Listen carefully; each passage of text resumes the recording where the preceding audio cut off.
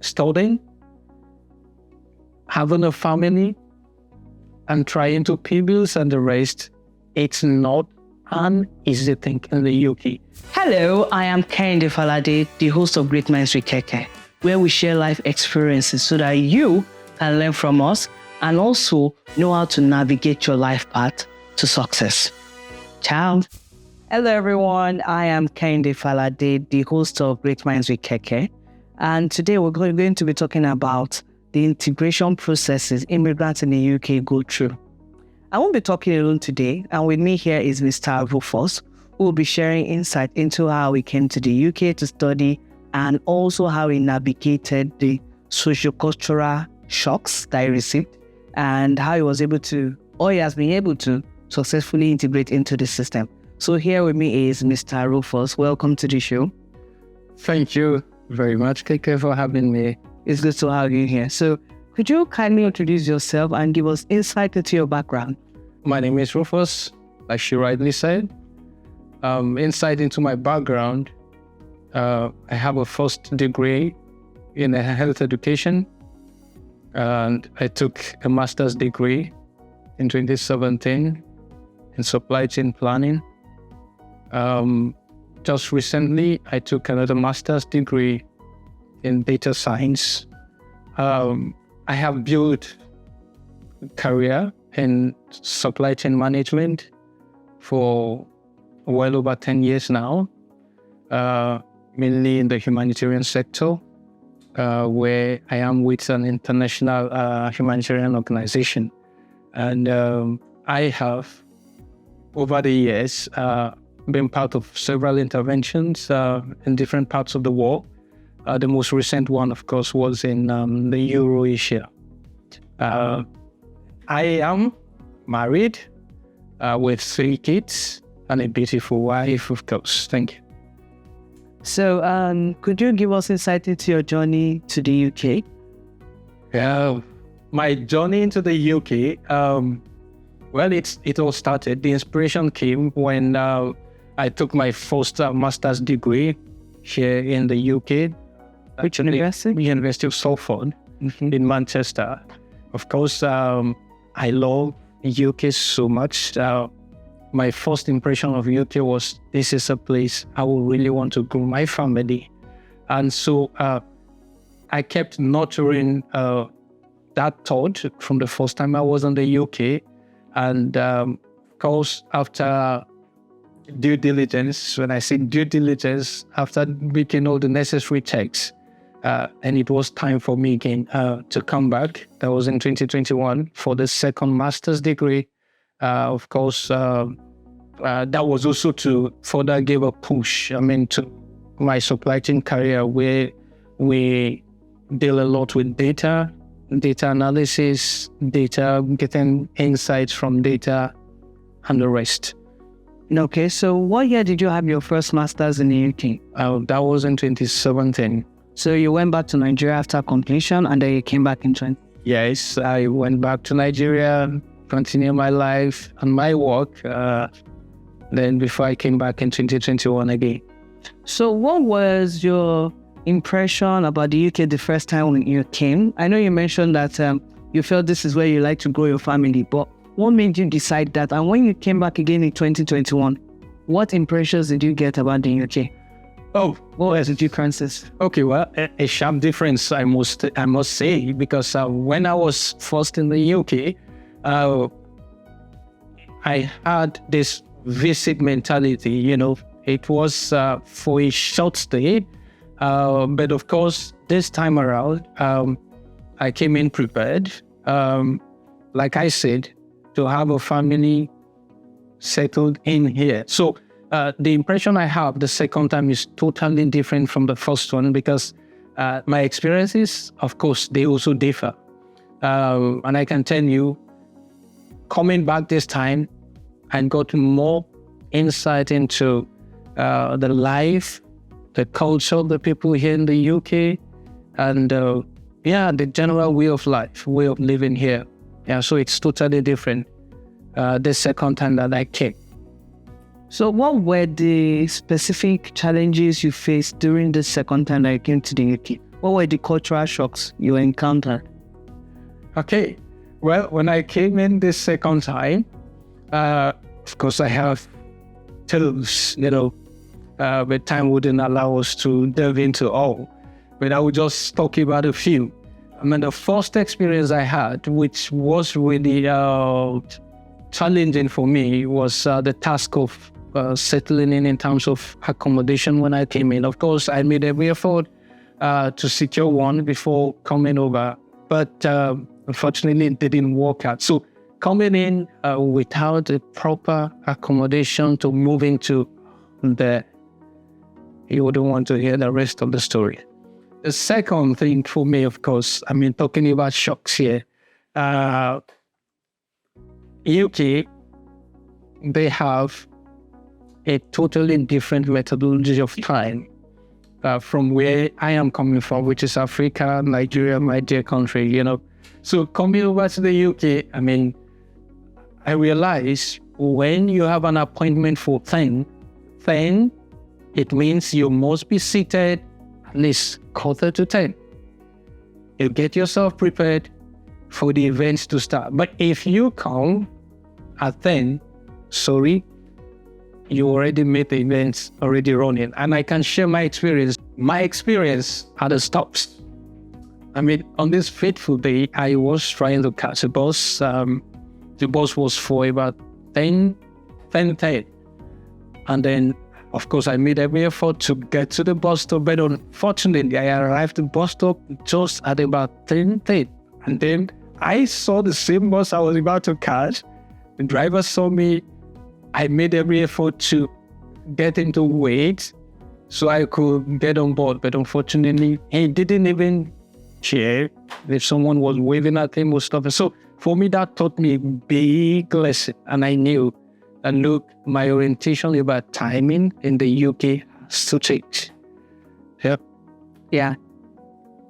So since you received this shock, how have you been able to adapt to them? Because for you to continue to live in the UK successfully, there is a need for adaptation. So how have you adapted to these cultural differences between Nigeria and the UK system? Yeah, for me, first thing first, I came to the realization of himself, where I am currently, that it's totally different from where I'm coming from. So that self-realization is key.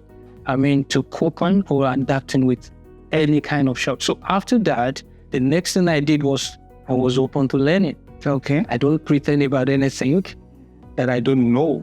I'm open to learning, and I try to watch how people do things. I mean, I can give you another example with elevator or an escalator. I mean, on this day, I was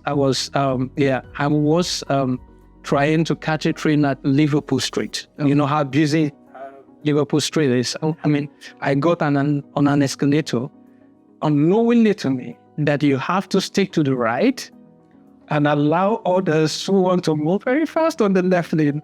And then here was I on the left, and somebody was right behind me. Excuse me, gentleman. I was like, who is this? Do I know him before? And then immediately it got done on me that, look, I was doing the right thing. So I had to immediately move to my. So, I mean, you watch others, how they do things. And if you don't know, please ask those who do it. That way you can cope. So that has helped me a lot in coping with the shocks and getting along with the integration progress. That's really cool. So since you are integrating, you're currently in the process of integrating, do you think having a community is very important in the integration process? And do you actually have a community you're part of? And how did you even get to be in one? Thank you. I mean, of course, I can't survive in this environment without having a community. So having a community is key. Okay. So, and to answer your question about how I was able to, come by one or become part of my community. But yeah, of course, I belong to several communities here. Oh, that's yeah, several. I mean, from macro, that's in my view, from macro to micro, and even to bigger, communities, and some that are professionally related. Related to my profession, others faith-based, and also others by virtue of, association.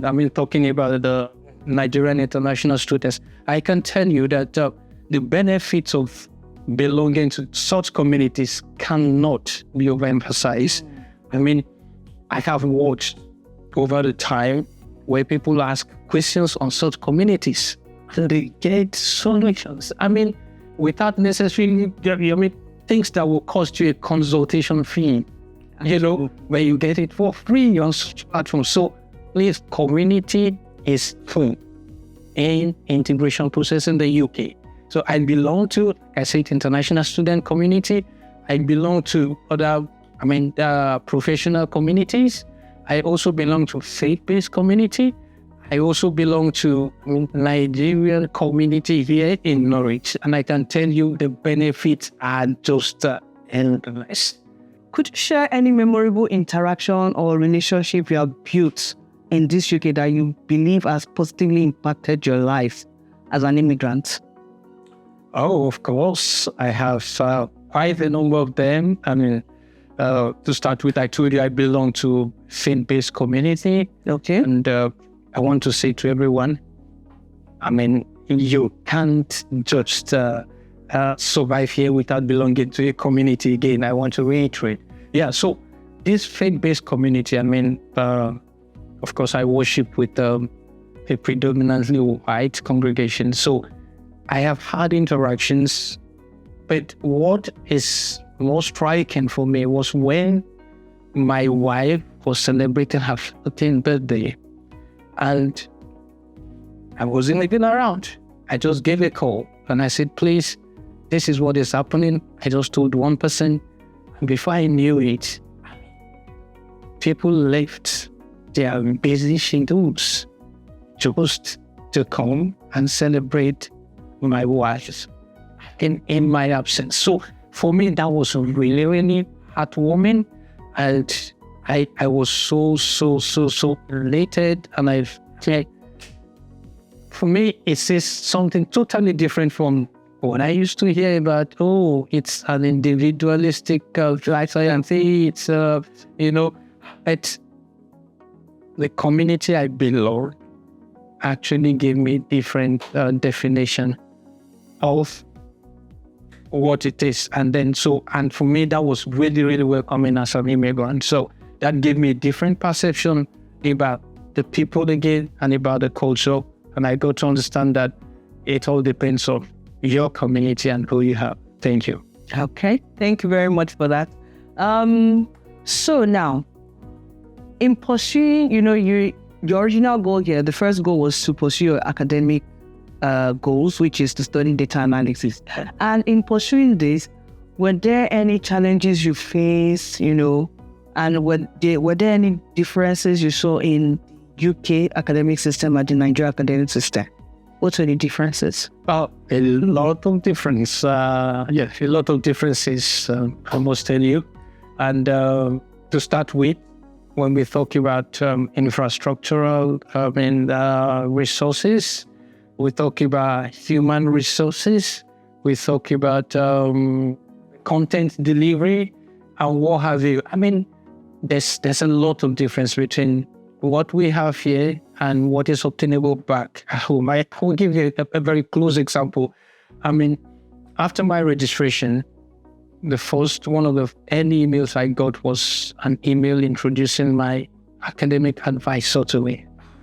For me, of course, that was a totally new thing because back at home, we don't have such.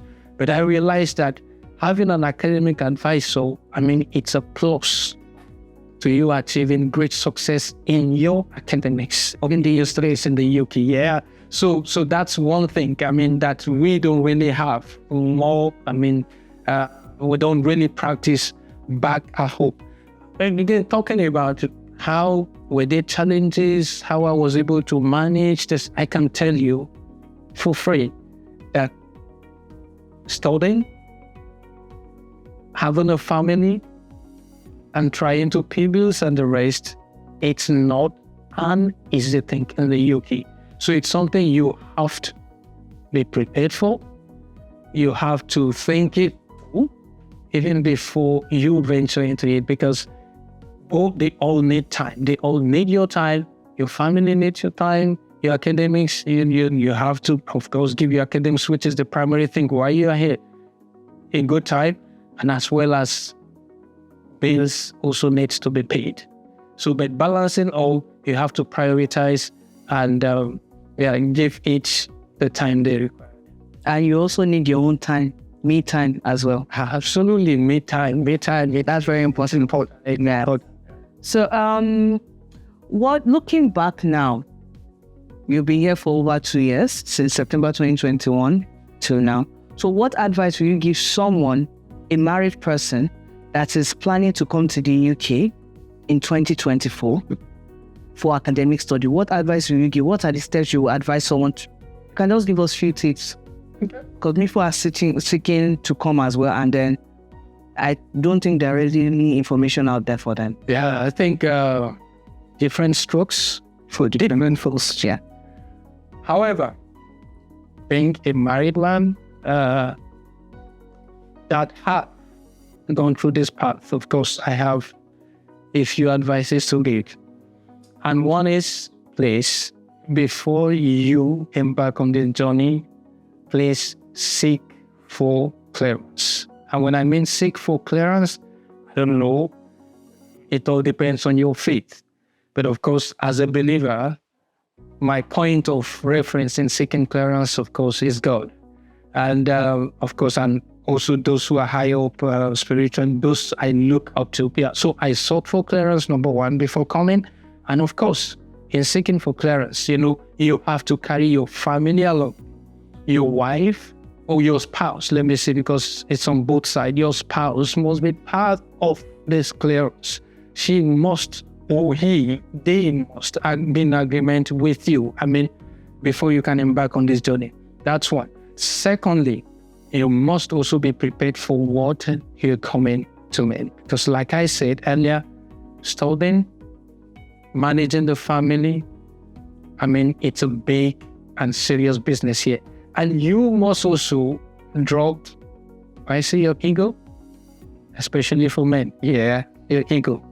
Yeah, the system is totally different from what we have back at home. Yeah, it's a shared responsibility here. You don't sit back and wait for her, to prepare your meal and give it to you. Just like that, you must also be part of the whole process of the house. Children, taking care of the kids, it's a shared responsibility. You must be willing and be ready to change that if you have not been doing that. Okay, so these are among other things. You must, and then, I must say this also is very, very important. Please make sure, like I said, your due diligence, part of the due diligence is if you can at least locate yourself in the city where you already know some persons, that could also help a great deal in you integrating. Because if you come into a totally new environment where you don't know anyone and you don't have prior, preparations for accommodation and the rest, it could really be a daunting task. So having people who locating yourself where you already know a number of persons could also help. And please ask all the questions. Never pretend that you know. Yeah, it's better to ask and be enlightened than for you to delve into it and you face some consequences. Thank you so much for sharing insight into your journey as an immigrant in the UK. I know it must have been a 2-year filled with experiences and learnings and pivoting of your plans, but I'm glad you're progressing. Thank you very much for coming on Great Minds with Keke, and I really appreciate it. Thank you for watching this episode of Great Minds with Keke. A new episode comes up every Saturday, so click the subscribe button so you don't miss out. Thank you and have a wonderful day. Ciao!